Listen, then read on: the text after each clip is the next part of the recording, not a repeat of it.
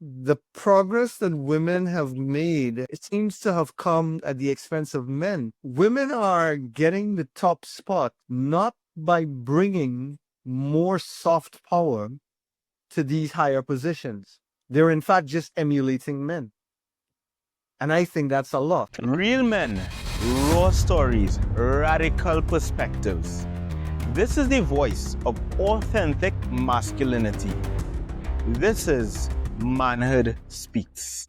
We are living in the most connected time in human history, but yet more men feel isolated, unfulfilled, and alone than ever before. How do we make real connection in a world that constantly seeks to tear us apart? My guest today, Peter Giles, has spent years exploring that question. He's a speaker, a writer, an AI consultant who helps people and organizations build a future where technology seeks to serve humanity, not replace it. Peter, welcome to Manhood Speaks. Thanks, Kanu. I hope I could deliver on that rather potentious promise. Yeah, I think I know that you can and will. So, Peter, we can connect with anyone at any place, almost at any time in this world. But why is it that so many men feel isolated and alone? And in many instances, it leads to them taking their lives. Why do you think that is so?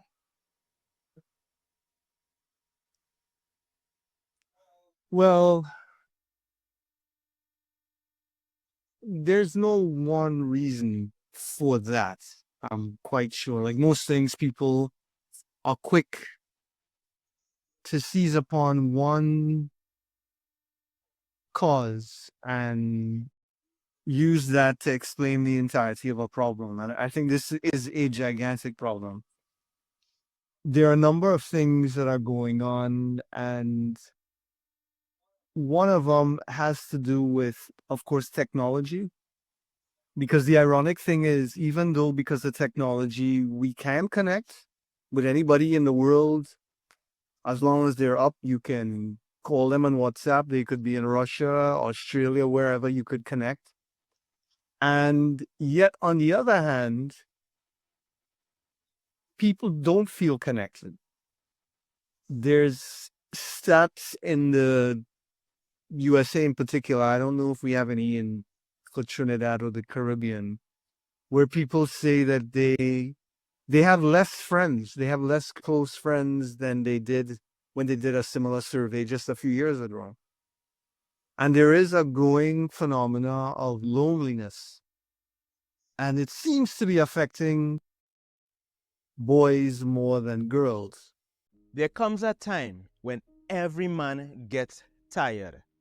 Tired of the weight that he's carrying alone. Tired of suffering in silence. Tired of pretending that he has it all together. And that is why I created Manhood Speaks Brotherhood.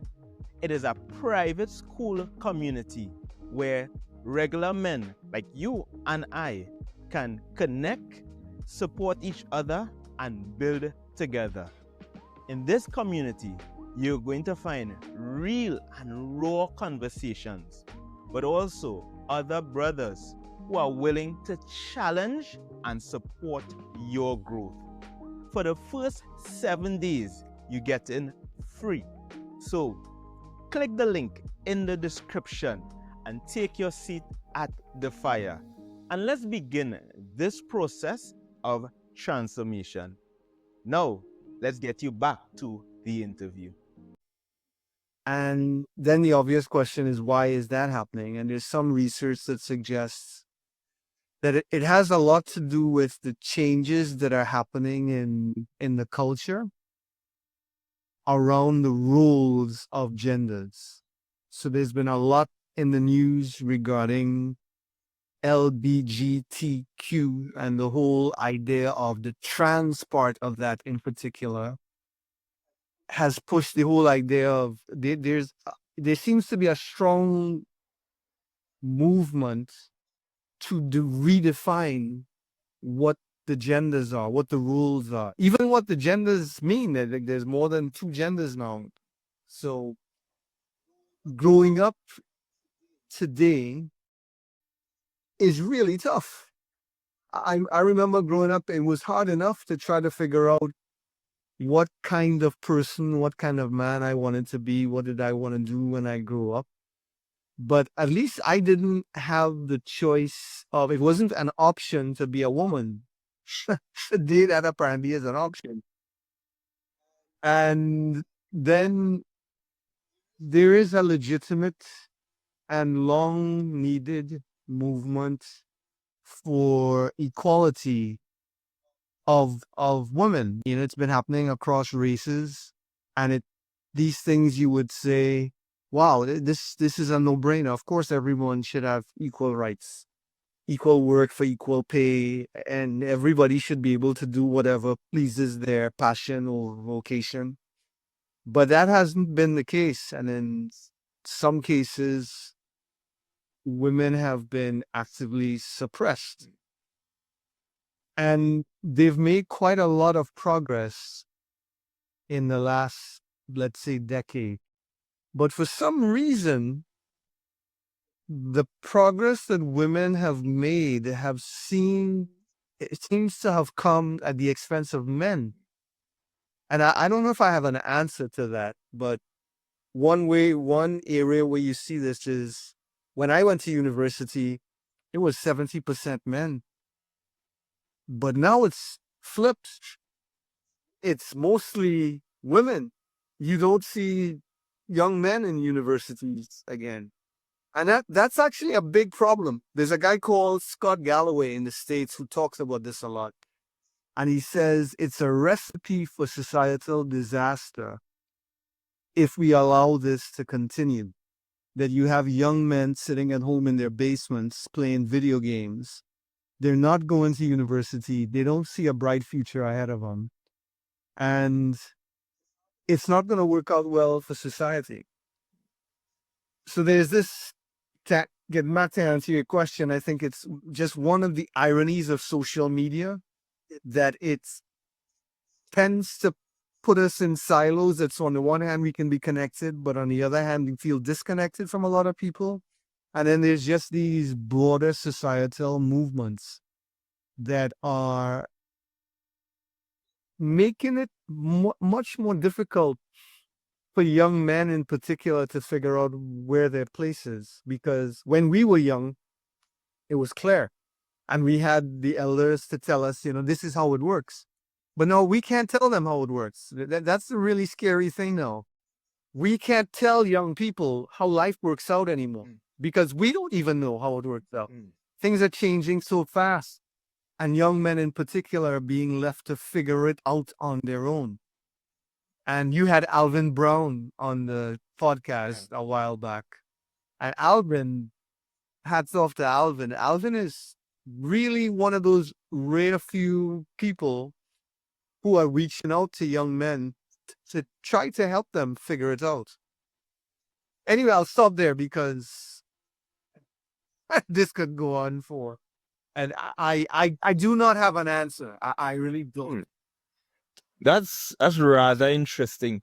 There's something that you mentioned there that it seems as if the progress that women has made seems to have come at the expense of men. I thought that was really interesting. You also highlighted Alvin Brown with the work that he is doing with young men. Do you think that there is a greater need for such programs like that, and not only for young men, but also for men as well? How can we go about developing such programs?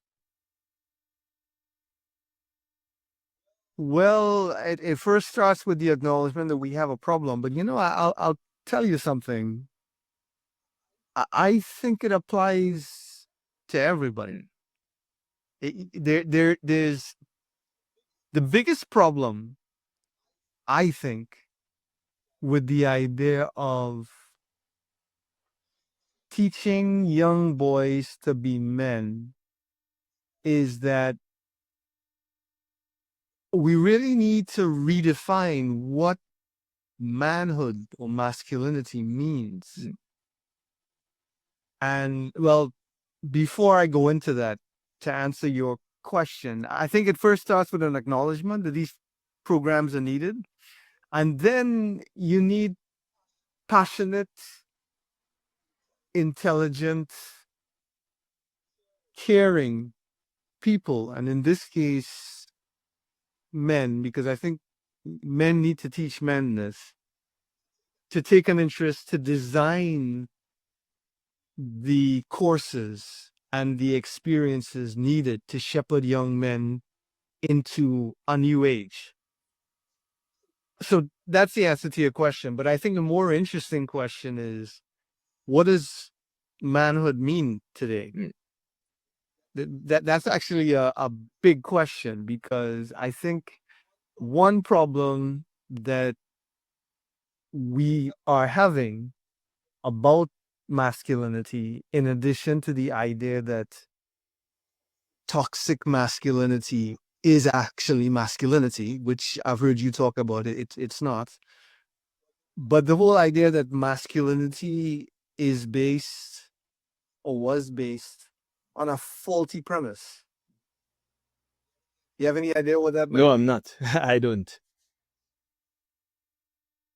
Well, it was based on the idea, not entirely, but I think it was a big part of it, that women are the weaker sex. And that's not correct. Physically, yes. Physically, yes. But the moment we started moving away from a world where physical strength and protection, in the sense of protection against physical harm, was no longer required, that whole structure of protection became less valid. All right. Because in daily life, modern daily life, even here in Trinidad, that's not the case. I'm not saying that that's never true, so I don't want people coming down my, but women can protect themselves, whether it's through learning martial arts, working out at the gym, or buying a weapon. They can protect themselves. And I don't think that that should be the basis of a man feeling like he's a man. On the other hand, I would say that I would expect that in the case where there is a threat to your family and to your woman, that I would expect that the man is going to step forward, because he still is the one that's most likely to be stronger. What I'm pointing to, though, is that the whole idea of masculinity based on women being the weaker sex is out the window, because they're not. And we now have to think about the idea of, well, is it the case that the man should be the one to go out and work, and that the woman is the one that has to stay home? I don't. I think those things need to be rethought. I'm more of the view that in every case of a man and woman being together, or a man and a man, because gay people have rights as well.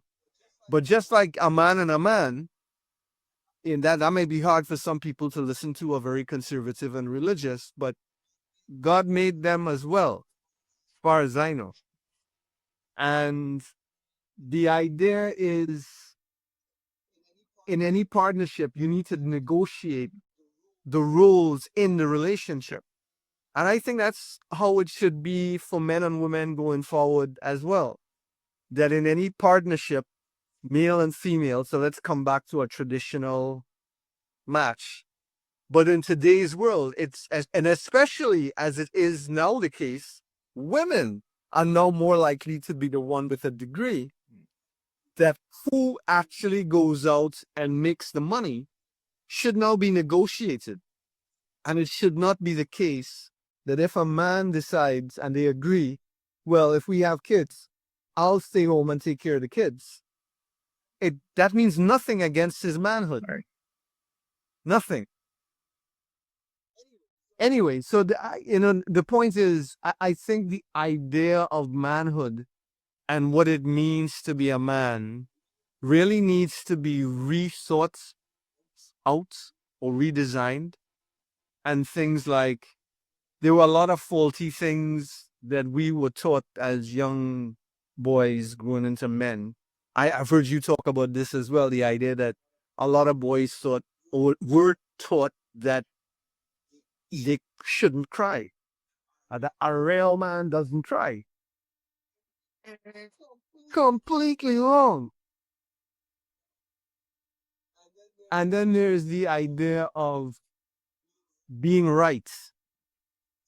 So this, by the way, affects women as well, but I think it's a bigger issue with men. And fundamentally about the way we were taught. Our education taught us to associate intelligence with being right. And as a result, a lot of men will defend a position simply because they took the position.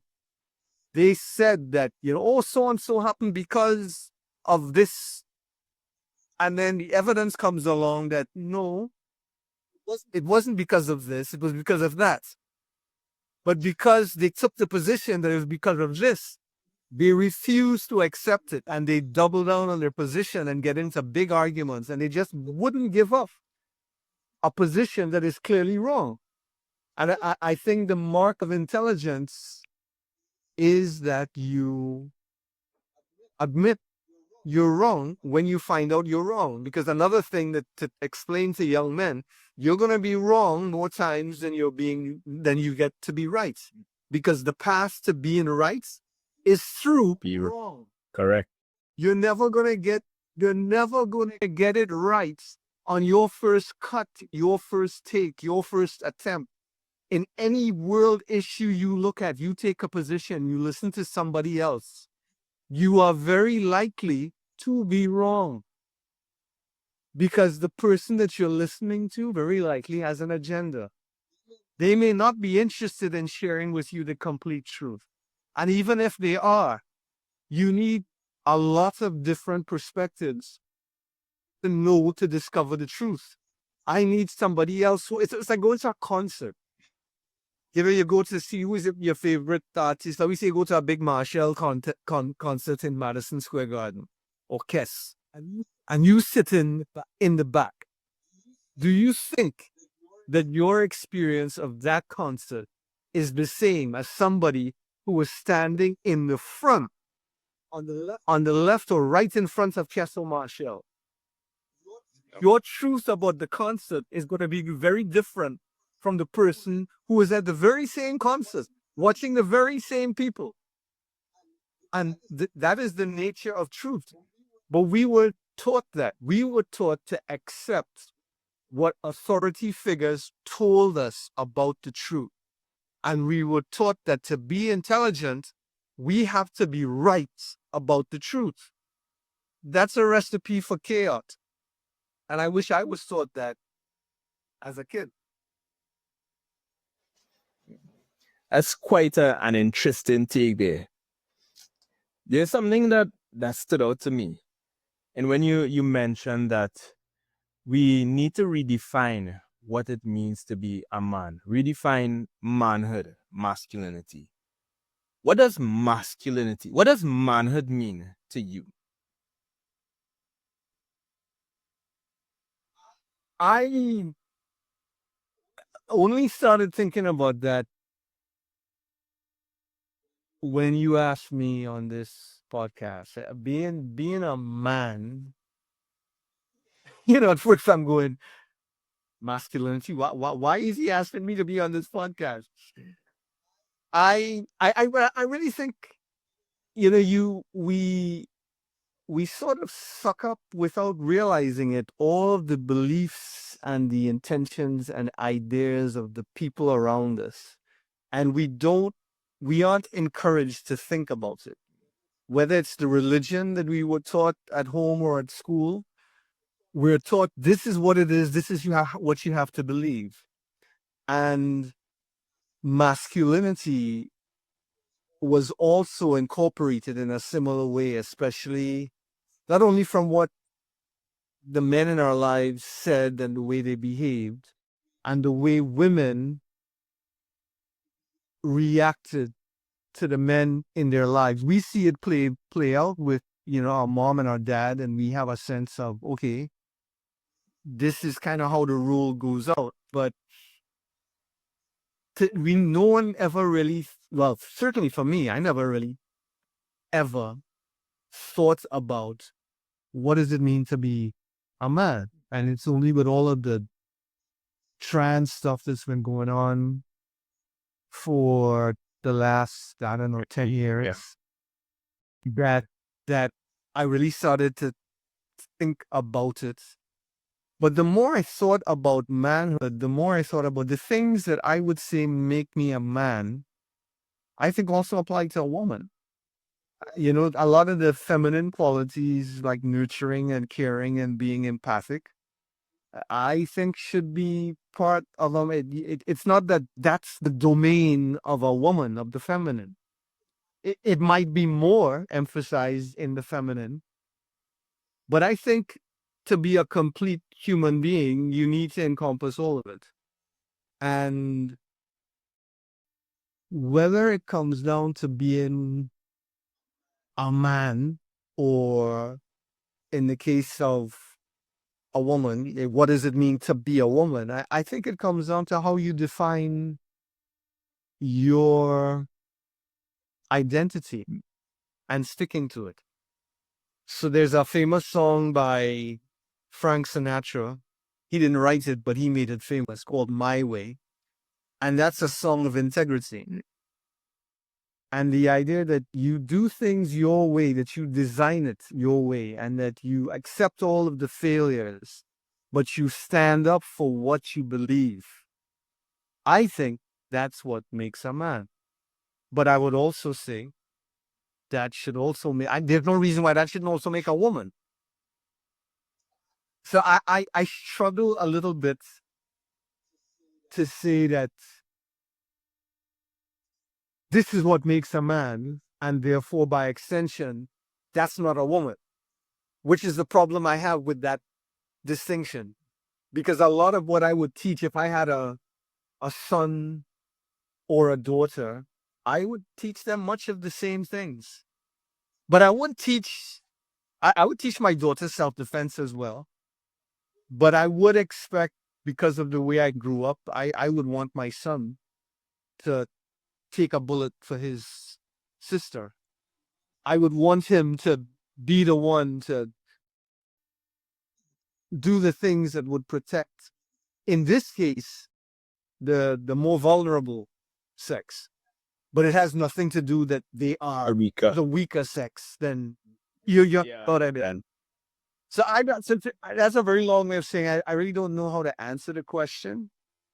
But I do think that it is important to consider that however we define the rule, we shouldn't have that definition restrict the other. And this is why, I sent you the article I wrote about why men should go see the movie Barbie. And I have lots of my friends, guy friends, gave me a lot of flack for going to see Barbie. But I think it's actually a very instructive film to see for men, because the film Barbie really illustrates what it's been like for women to be women in a man's world. In the movie, they flipped it. And you saw Ken be in the role that women were in real life. And that's not nice. It's not, when you think of having your life be restricted by how it's been defined by the other gender, it's Yeah, I wouldn't want my daughter to grow up like that.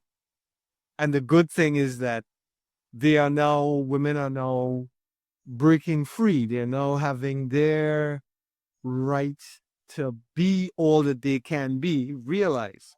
However, it should not be at the expense of men and boys. And unfortunately, that seems to be happening.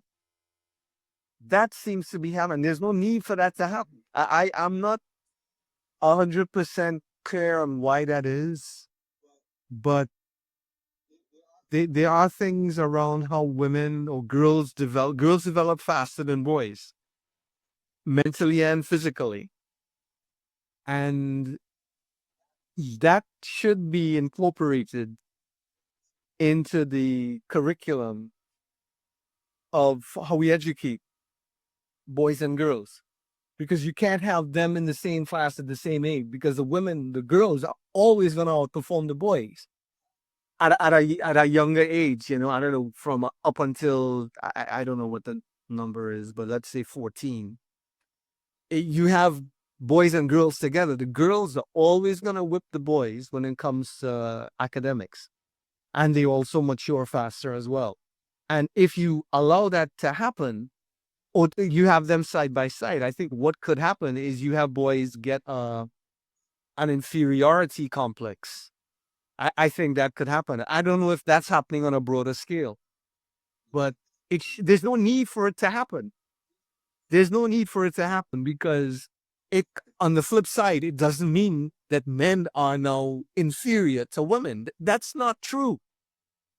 That's not true. I think the education now should cater to the strengths of individuals and have people rise to all that they could be. And I don't know, if we have it that women are more nurturing. And growing up in my household, that was certainly the case. But there was a difference between hard power and soft power. And because I could tell you, not only in my household, but all my friends, all my guy friends at school, we knew if we wanted anything done at home or approved, if we wanted permission to do anything, guess who we get? Mama. Yeah. If she does approve, it's not happening. It's not happening. So I never had because I spent some time in the US, and the whole idea of, women being less powerful or the weaker sex, I never got that. It's more like, what? That was never my experience. But when I look back on it now, I also realize that as powerful as my mom was in her work, she was treated that way, even though she was immensely powerful at work as well. But there was this suppression of her power because she was a woman. Yeah, that shouldn't. Yeah, that of course shouldn't happen, but it should not be. There's no reason to flip that, to say now, okay, is our turn, and we're gonna make the men suffer. And by the way, I don't think women are making men suffer. I think men are making themselves suffer. I think it's more this sense of, we were supposed to be the one making all the money. We were supposed to be the one having the dominant rule, and the women with his. And this is the fact that that's no longer the case. That women are, I don't want to say rebelling, but just not accepting it anymore, has left guys, for some reason, because their image of how the world should be has seems to have paralyzed them. And there's no reason for that. I think, and if I had a son, I would go, man, there's no reason for you not to be out there getting your piece as well. The pie is not limited. It's growing. So the fact that they're getting a bigger piece than they used to get before doesn't mean there's less for you. You go out and get yours as well. And by the way, the fact there's no 70% of women in university, that's the reason to go to university, if you ask me. Anyway, that's not the only reason to go to university. But by the way, even going to university is going to change because of AI. Not just the gender roles, but the way we educate is going to change as well. That's another discussion. But I'll stop and let you respond. Yeah, sure. You know, I came across a documentary that spoke about the same thing that you just alluded to in terms of boys and girls. When boys and girls attend the same school, but because that there exists at least a 2 year gap where the girl is much more developed than the boy, she Yes. outdoes him. Yeah. And that is something that Yes. certainly needs to be addressed in the schooling system, in the educational system. Yes. Yeah. But I'm not qualified to give the solution to that, but I think they shouldn't be taught in the same classes at that age. Yeah. University level, when they're all leveled out, that's Yeah. fine. But at that age, because of this issue, you're likely to get boys feeling that they're not as smart as Yeah. girls. And that's not true. That at that age, they just, you wouldn't have boys who are Form 2 level in Form 1 or Standard 5 together. They're different brain powers in the same Yeah. class, but that's because they're older in the development. Just manage for that. I think that should be possible. Yeah. You also stated regarding manhood. I like how you put that together. That instead of separating the two genders, and we're speaking male, female here on this occasion, that what makes an individual a man or what constitutes manhood and things that are specifically for a man. These are things that women should or also are part of. So in essence, there shouldn't be that hard line. I'm thinking it's more of a human attributes rather than simply masculine attributes or feminine attributes. Yes. So you see, everyone in one's education, there should be a focus on developing what's often called the soft skills. And there's a time to be strong and unyielding. And there's a time to be soft and accommodating. And you witnessed it yourself, and looking at your mom and your dad. It wasn't that your mom was able to get her way because she was submissive and tried to do a trade-off. Because she's submissive, she'll allow the father to make the decision. No, she used soft power. She was able to bring her empathy and her reasoning and her logic as well to an argument to make the case to the father, who would then say, well, yeah, right. They were, I mean, comedians make great fun of this as well. But the fact is that there's a time to use hard power and there's a time to use soft power, and both are valid.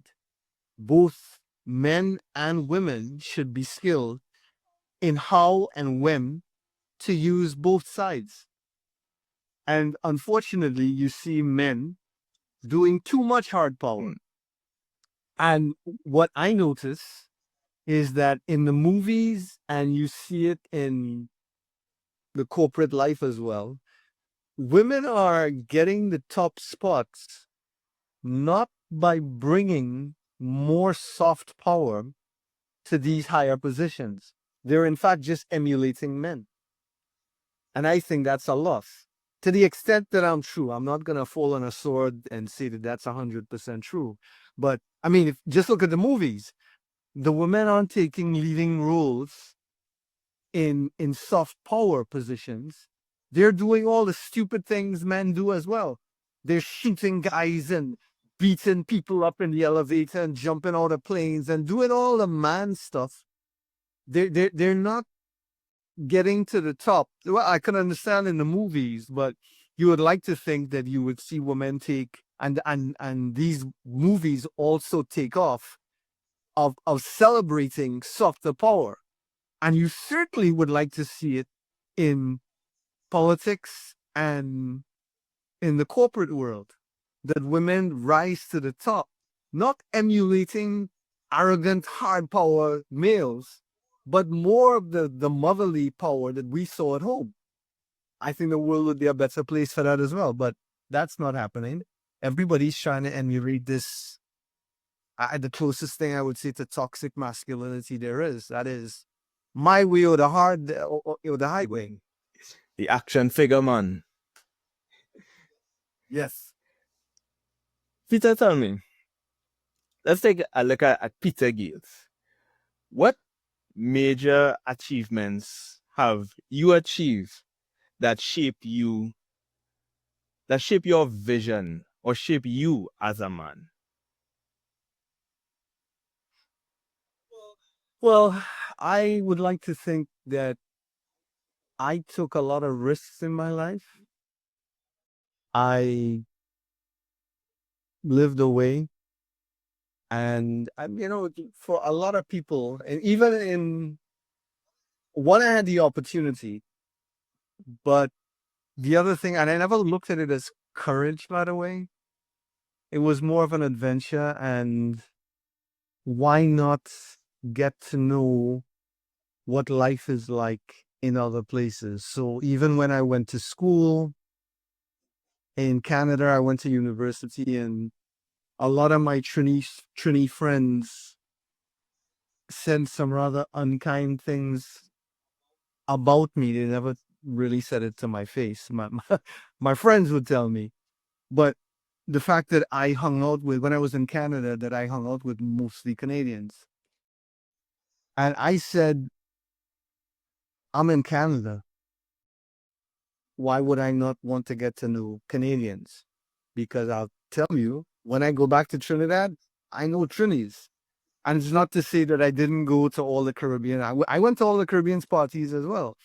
But in my education and in my social life in the dorms and so on, I made an effort to get to know a different culture. And I think I was a better person because of it. I also took opportunities to go and live and work outside of the US. I lived in Europe, I lived in the Netherlands and England, and I traveled all over the world. And that experience opened me up to, in a strange way, not just how diverse, the beauty and diversity, but how fundamentally I think people are all the same. And we all have the similar aspirations, and we all want to be respected. We all want to be treated with dignity, and we all want to take care of our kids. We want to have a good future for us and the planet. And those experiences led me to, I gave up the corporate life, which took a lot of, again, I don't want to say courage. I was actually picked out at a certain point, but I refrained from going back in because I realized I didn't want to spend my life selling stuff that people didn't want to buy. And I began a whole quest of, I guess you would call it personal development or spiritual growth, and asking questions that I wish I was asked when I was a boy growing up in Trinidad. But really obvious things that I had never thought about before. One of them was, why do we work? What's the purpose of work? And what is the meaning of life? And what should life be for? And what kind of life, what kind of person? And this, I think, is the biggest question I think all education should answer. And that is, what kind of person are you? Kanu Sankari. If your formative education was all about answering that question so that by the time you left Form 5, you had an answer to that question and you had a playbook to then go on and live your life, I think the world would be a different place. It would be a lot more of a valuable education than having five GCE in my day, or CXE as they call them now, I think. And I think my experiences of working in the corporate life, being an entrepreneur, becoming a writer, have all led me to a path where I would say I'm fundamentally now a teacher. I would say if I had to pick one thing that I am, I would say it is a teacher, to have people think about things that normally they wouldn't think about, to have people see things that they don't notice, and to create meaning out of what they see and think about so that you could have a life that you are creating versus reacting against. And I know you're very much in this kind of that you want to make a difference in people's lives. And I think you'd agree, but a lot of it comes down to people just don't have the time. The modern world, the way we've been educated, they haven't been designed to help people think about what does it mean to live a great life. How could you design a life that not only fulfills you, but makes the world a better place? Instead, what we're taught to value is money. Money and having a nice status, having the big car and the big title. That's what we're training young people to chase. And a lot of young men now are chasing the money aspects of it and the status of it with all the wrong intents. With they're going to get money with a gun, and they're showing the status by gold chains. Yeah, it's that's Sad. that's unfortunate. It's sad. It's sad, but it's not. It's also not their fault. It's also not their fault. If you grew up in a society where this is what's around you, then you're gonna follow that path as well. So anyway, so I can't say that I can point to any one thing, but I could say in my life, I have been guided towards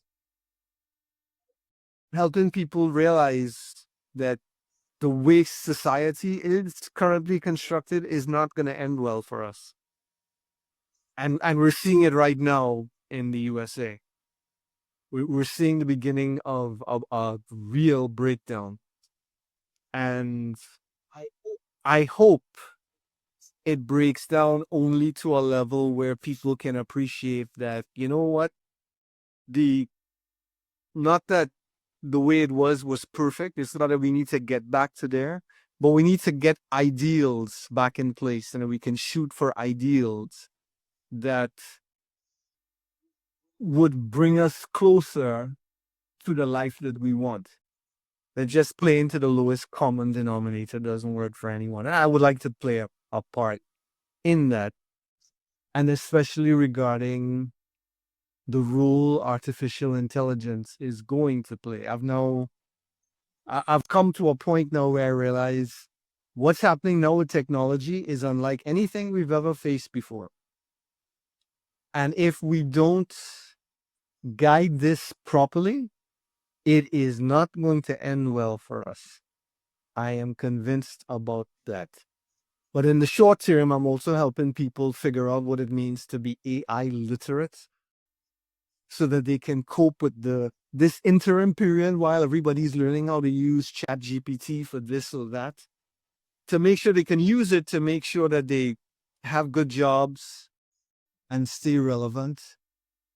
But it's if things continue in the direction that they're continuing, it's going to get to a point where a lot of the jobs that we currently do and a lot of the jobs that are even being invented to use artificial intelligence, they're going to go away as well, because artificial intelligence is fundamentally going to emulate human capacities.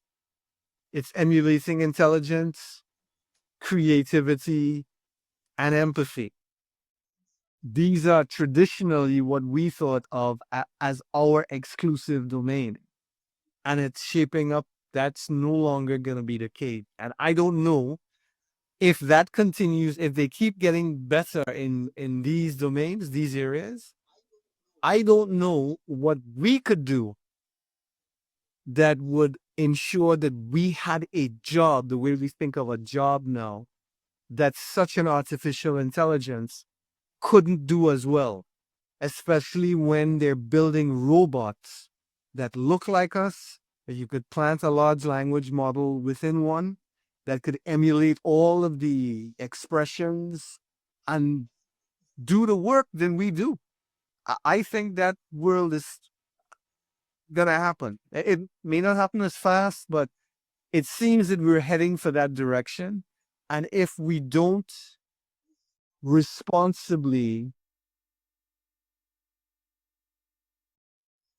craft a future that allows or restricts what AI can do, I don't think it's going to end well for us. And my goal now is to help make sure that we invent an AI future with us in it.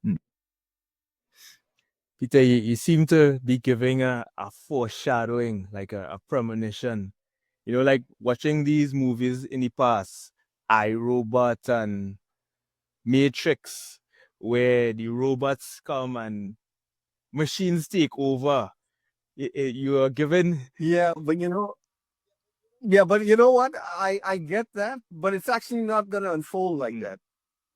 It could, but I don't think that's how it's going to unfold. I think it can end badly for us in ways that people aren't even thinking. That there's the whole idea of what one is the economic systems where the fabric of capitalism could unravel.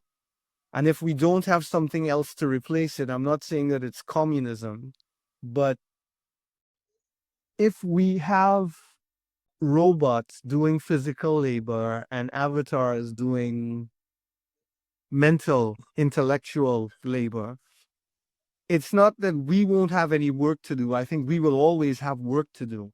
The question is, what happens to jobs? And if you think that corporate leaders aren't actively looking to replace human beings and would if they could, then I don't think you are aware of how the system works. But I think if they can, they will. And there are already there's signs that that's happening. My concern is what's going to happen in the, at least in the interim, until we invent a system to replace what used to be jobs. And I'm not sure that it's going to be universal basic income. And I think we can, but we need to fashion what that is now, because we're going to go through a period of disruption. And we need to be prepared for it, but we also need to entice people about what's on the other side. Because it could be, we could live in a world of abundance. And the idea that so one guy, his name is Mustafa Suleiman. He's the head of AI at Microsoft, and he wrote an article, I think last week, where he talked about we need to be careful about whether we create AI that has the personality of a human being. That's going to be problematic.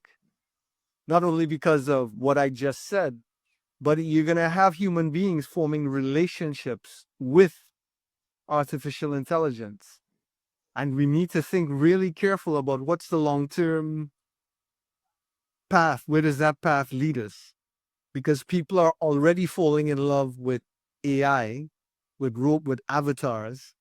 What's going to happen when we have robots that look like human beings and can tell us all that we want to hear about how great we are and make dinner for us and rub our feet? And what's going to happen to real relationships with human beings? That's a question that people need to start thinking about. Because if you don't have a good answer for that, Then Suleiman says, let's make sure not to create AI like that, because that's not necessarily an emergent property, but it could easily be designed. You could design an AI to emulate all of the qualities of a boyfriend or girlfriend or even a lover. And if you do that, what's going to happen to how are we going to procreate? And that might sound crazy, but if you think about it, it's not. So these are the things I'm thinking about, not Terminator robots going around killing people. I don't think that's going to happen.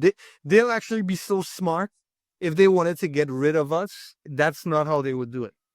Not by creating robots going around shooting human beings. There'll be other ways to get rid of us. But I do think it doesn't have to be that way. I think we can create a future that would be free of disease and free of the stress of worrying about getting money to put a roof over your head or the education for your children, that we can really put all of that stuff to bed and have people live lives where they are developing that we can all be explorers and adventurers, and we can have our life doing things that would all be about adventure and helping and exploring different parts of the world and expanding knowledge and what it means to be a human. That all of that could be possible.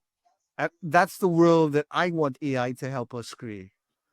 But that's not gonna happen just if we let AI development continue along the path that it's on now. And that's a big part of what I focus on, to help people realize that it's not all the stuff about AI is not just about using AI to start a business or for your business save costs or have a new opportunity within your business or produce more. It's not just about that. Right now it's about that, but you need to consider of where is it going after that. That's where my head is at. I got you. So we are in a period of disruption with AI. And you have noted that you have taken risk. You have gone on adventures. You have traveled the world pretty much. In going along the unorthodox path, which also include stepping away from the corporate world, what struggles did you encounter along the way? What major struggles? Well, the biggest one I think is not unique to me, and I know you would know this as well. But the biggest issue, whether you stay on the beaten path or come off of it, is self-doubt. There are actually two aspects to it. Is one is choosing a path. You can get stuck, and I got stuck thinking about, what do I want to do? What I want to do with my life, and where should I go? And should I focus on this or should I focus on that? And then when you pick a path, then you are plagued with doubt about, am I good enough? Can I make a difference? Why would anybody listen to me? And that, to this day, I still wrestle with that. And I also know I'm not alone. But I would say, and especially, bringing it back to young people, being a man, being a woman, I think I would make this a major part of education to help young people understand that listening to control the voice in your head about what it tells you, what you listen to, is a big formula for either success or failure in life. That voice is actually not you. It's just a phenomena of being a human being.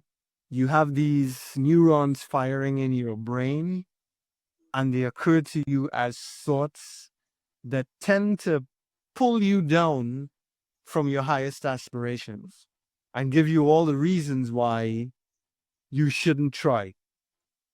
And your goal is to train that voice to be a cheerleader, not uh, a voice of stay safe. And that takes some effort. But I believe if that happened to me earlier, my life would have been quite different. My life would, I would not have made, I would have been bolder. I would have tried more things. I would have been willing to fail, which is another thing that's, if I were to teach young people now, I would really have them embrace risk, embarrassment, and failure more, and seek out where they are wrong. That actually it's good when you discover, oh, I was wrong about that. Because every time you find out that you're wrong about something, you have a chance to move closer to the truth, which is not the way most people think about life. They're not seeking out that they're wrong. They're getting into arguments to be right. Risk, failure, and self doubt. Was there a point in time where you experienced a significant failure that even added to that self doubt? Yeah, I had many. And, when, so there was a time in my corporate life where I missed some major objectives, and really I was in a position of, yeah, I wasn't fired, but I could have been fired. And I thought about it. It forced me to think about the way I thought about work itself, and that I actually had taken a job that I wasn't prepared for. And when the impact of that started to show up to other people, I at first made that mean stuff about me, that I wasn't good enough, and afterwards I realized I wasn't really fair to myself, because I really wasn't trained for the position that I took. And instead of being, let's say, coached on the job, I was allowed to fail, so to speak. And it was a really tough time for me. But the good news from that is that the experience really taught me a lot about myself. And to my credit, I didn't blame anybody. I could have, but I really focused on what was missing in the way I looked at education and work. And I had faulty beliefs about what education was for, and also about the nature of work. Things that now I look back and I go, well, shit, that should have been obvious, but it actually wasn't obvious to me at the time. And I thought education was about credentials, about getting a degree. And I thought work was about, I don't want to say being busy, but making the boss happy. Let's put it that way. I didn't at the time really have a good sense of what work was really about. That, of course, yeah, you need to make your boss happy and make your boss look good. But that work was really about creating offers of help, of helping people. That the outcome of your work should produce a situation that helps people address a problem, to make their lives or their jobs easier. And that distinction didn't come to me until after that moment. But because of that moment, I was able to appreciate it. So it was helpful, and it did serve me well going forward. If you were to share an insight from that period to the young man who is in such a position now, what would that insight be?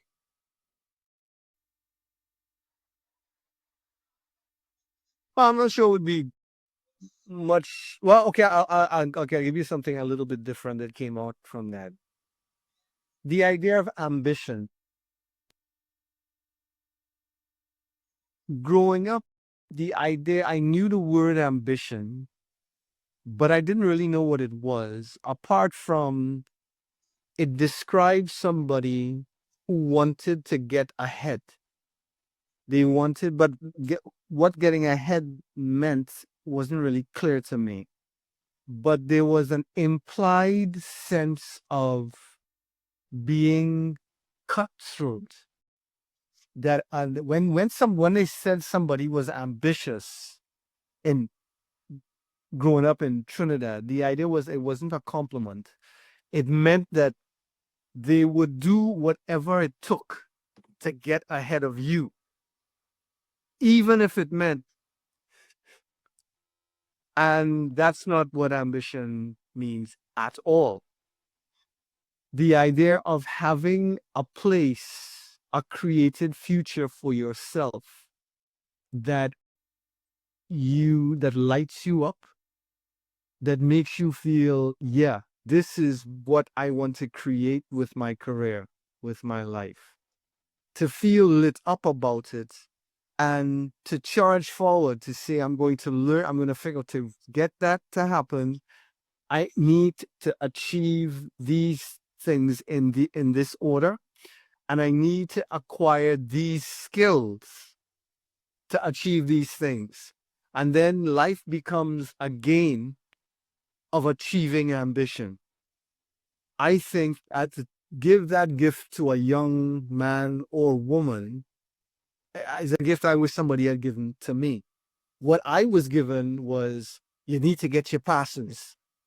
You need to go and get a degree with no regard to ambition.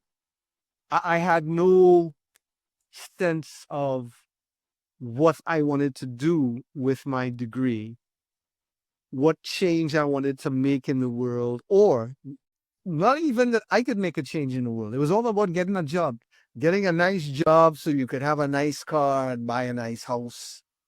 You could take care of your family. That was it.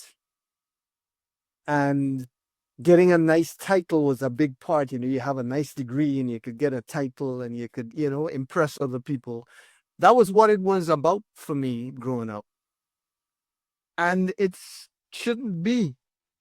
To teach people what to value should be a major part of education. To teach people what ambition means, to teach people what integrity means.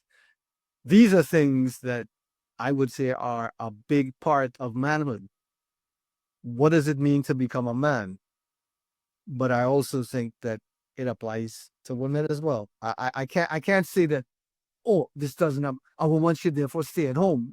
No, I think, which brings us back to the whole thing of, defining manhood is kind of problematic now if it means that womanhood is somehow excluded from that.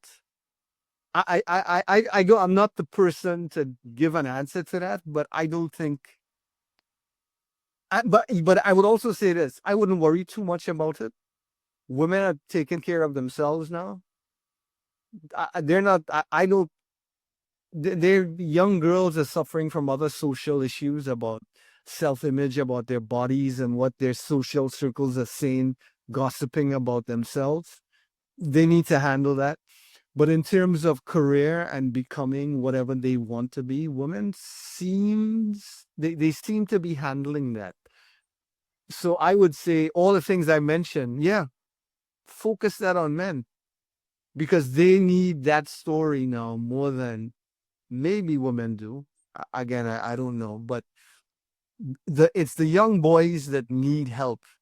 women getting ahead should not, there's no reason for that to come at the cost of young boys. Let's make sure we get these young boys back on track, get them back into university, however university shakes out. Because I don't think university life is going to be like it was when I went. It's going to change, but men should be back in the saddle as well, and teaching them the importance of values, creating their own values, understanding ambition, creating ambition, and learning what it means to have integrity. That's to me, if I were to say what is being a man, me, I would say it's that. Ambition and integrity. Let's take a look. Let's say 10 years from now. And let's say that these two principles are adopted in society. How do you envision society would be?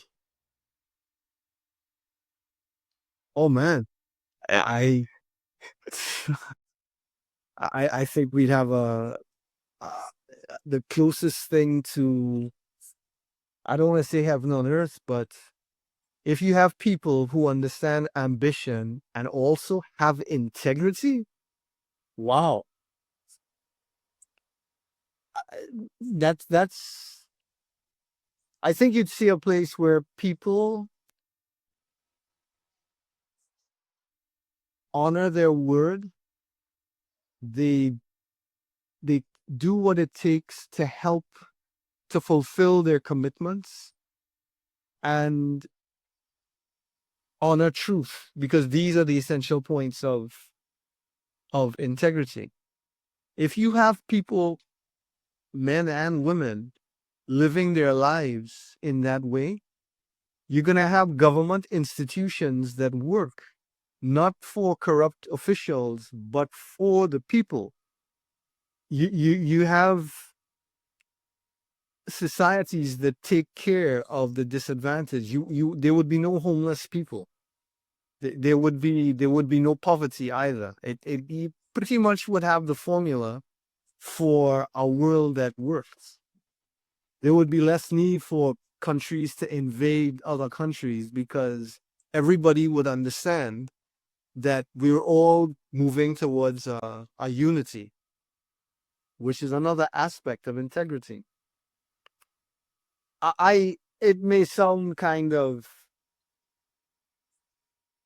like a fantasy, but I actually think that's closer to the world that we want to live in than a world where we wait on a heavenly creator to come back and create it for us. This is the formula for us to do it ourselves. I love that. Do it ourselves and not wait for the heavenly creator to Yeah. Yeah.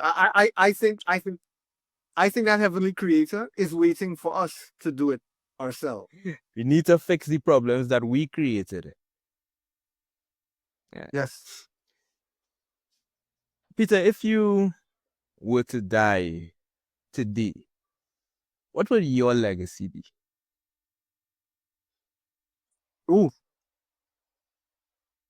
Right now, I don't think much, simply because I'm not well known. And one of the things that you realize as you live long enough and you start to lose people. I remember thinking or observing when my dad died, my stepdad, because he was like my dad. And I remember it was the hardest thing at that point that ever happened to me. And I remember thinking how quickly the world just continued on. The only, my world was shattered, but most people know they went on. People who knew him, they were sad. They came to his funeral, but they all moved on. They went on to their lives, and then now the only people who think about him are me and a few other his grandkids, but not very often. I think of him a lot, but I have no reason to believe that I've written a lot.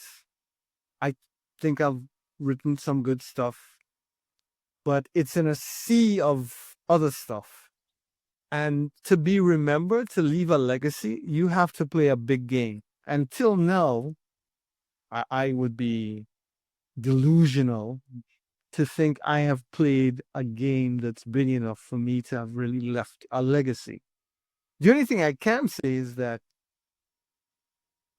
I, in my small way, have made a difference for the people who knew me and for there are people I know well, of course, people who have touched that I have influenced lives in a positive way.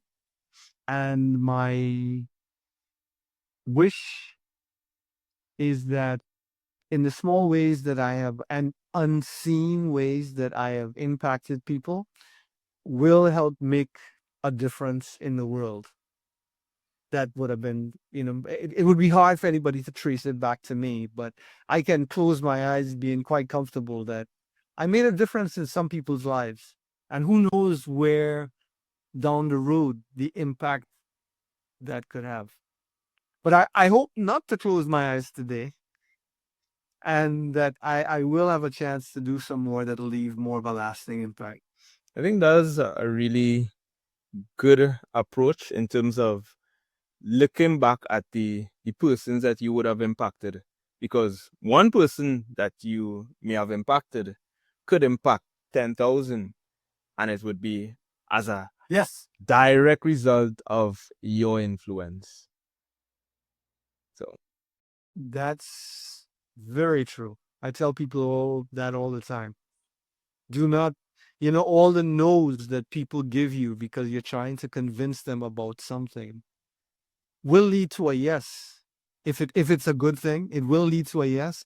But you may not see the yes. You may not see the yes because the yes may come by somebody else asking the same question or giving the same invitation. And the person will say yes, but not so much because this person did something so different to what you were asking or the invitation you were making. It's just that you cracked the nut. And this person then asked the question after the impact that you made that you could not see. But if you had hung around long enough, it may have happened. But they got the yes because of all the no's that you got. so in essence, that individual is standing on the shoulder of the giant that came before. Exactly. I love. Yeah. The unseen giants. All the doubt and all the refusals, all of the failures that came before led to a success that that person or those persons before didn't see, couldn't see. And most likely will never see. Yeah. Peter, how can people connect with you? Well, that's very easy. If you go to, so my name is Peter Anthony Gales. If you type in Peter Anthony Gales, actually, if you type in Peter Gales as well, I should come up. PeterGales.com, PeterAnthonyGales.com. If you go to LinkedIn and just put my name in the search, Peter Anthony Gales, you'll find me. I'm on X. I don't post as much on X. I'm also on Medium, medium.com. So if you go on medium.com and again put in Peter Anthony Gales, you'll find me. I have a lot of stuff that I've written. And you can reach out to me on LinkedIn, on X, and on my website as well. There's our contact information there. And right now, I can help in the area of, again, AI, helping people understand what it is and to create a strategy going forward. I'm focused a lot on that, but also on the idea of human connection. I design and give talks to help people connect, and helping people understand what it means to live a good life is a big part of what I do now. And helping people do that in the context of AI is a big part of that as well. Anyway, so those are the areas you can reach me. But if you are interested in learning more about AI and about human connection in general, what it takes to live a life where you feel more connected to yourself and to other people and to the planet, give me a call. Send me an email. I'll put those links in the description. All right, Peter, it was a pleasure having you on Manhood Speaks. You're welcome, man. I wish you all the Thank you. success. I just want to say thank you for checking out the entire episode. Manhood Speaks is a space where regular men like you get to share their experiences so that they can inspire other men. If you wish to be a guest on this show, just send me an email at manhoodspeakspodcast@gmail.com. And I want to ask you to consider subscribing. When you subscribe, you are not just simply subscribing to another YouTube channel. You are becoming a part of a revolution. You are joining a community of brothers, men who are redefining what it means to be a man in modern society today. So subscribe, and I will see you in the next interview.